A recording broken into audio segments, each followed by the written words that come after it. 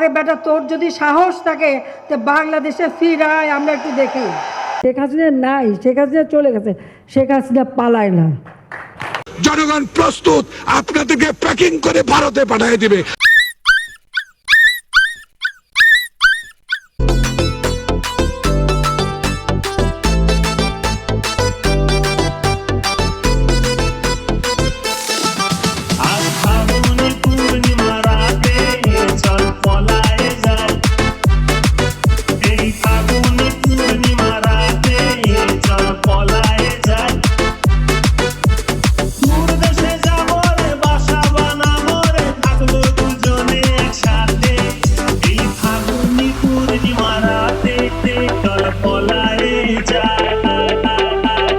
এখন মুখটা বন্ধ কেন?